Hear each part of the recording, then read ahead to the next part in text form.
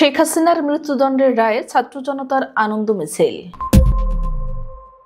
মানবতা বিরোধী অপরাধের মামলায় ক্ষমতাচ্যুত সাবেক প্রধানমন্ত্রী স্বৈরাচারী শেখ হাসিনার মৃত্যুদণ্ডের রায় ঘোষণা করেছেন আন্তর্জাতিক অপরাধ ট্রাইব্যুনাল। এছাড়াও আসাদুজ্জামান খান কামালের বিরুদ্ধে মৃত্যুদণ্ডের রায় ঘোষণা করেন ট্রাইব্যুনাল। তবে রাজসাক্ষী হওয়ায় সাবেক আইজিপি আব্দুল্লাহ আল মামুনকে 5 বছরের কারাদণ্ড দিয়েছেন। এদিন দুপুর 12টা 40 দিকে 6 অধ্যায়ের 453 পৃষ্ঠার রায়ের প্রথম অংশ পড়া শুরু করেন বিচারিক প্যানেলের সদস্য বিচারপতি মোহাম্মদ মহিতুল হক এনাম চৌধুরী। ট্রাইব্যুনাল 1-এর চেয়ারম্যান বিচারপতি মোহাম্মদ গোলাম মুর্তুজা মজুমদারের নেতৃত্বাধীন 3 সদস্যের বিচারিক প্যানেলের অপর সদস্য হলেন বিচারপতি মোহাম্মদ শফিউল আলম মাহমুদ।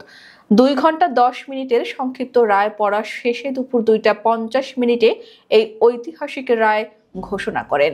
বহুল আলোচিত এই মামলার রায় ঘোষণার পরপর আনন্দ মিছিল করেছে ছাত্র জনতা। ঢাকা বিশ্ববিদ্যালয়ের টিএসসি সহ বিভিন্ন এলাকায় মিছিল করে সড়ক প্রদক্ষিণ করে তারা। গত বছরের 17 অক্টোবর পুনর্গঠিত ট্রাইব্যুনালের প্রথম বিচারিক কাজ অনুষ্ঠিত হয়। সেদিনই শেখ হাসিনার বিরুদ্ধে গ্রেপ্তারি পরোয়ানা জারি করা হয়। পরে মামলার তদন্ত প্রতিবেদন 12 মে প্রসিকিউশন কার্যালয়ে জমা দেয় তদন্ত সংস্থা। আর 1 জুন প্রসিকিউশন আসামিদের বিরুদ্ধে আনুষ্ঠানিক অভিযোগ দাখিল করে।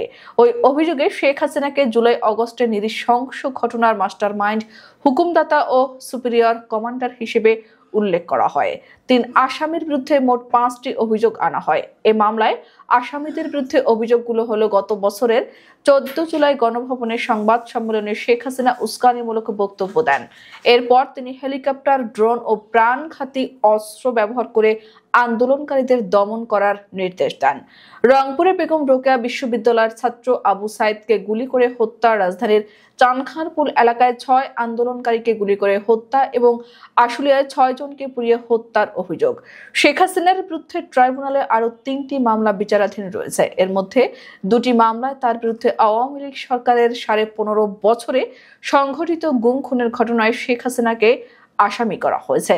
আরেকটি মামলা করা হয়েছে মতিঝিলের শাপলা চত্বরে হেফাজতে ইসলামের সমাবেশে সংঘটিত হত্যাকাণ্ডের ঘটনায়। আইনজীবীরা জানিয়েছেন, শেখ হাসিনার বিরুদ্ধে দায়ের করা মামলাগুলোর মধ্যে এটি প্রথম রায়।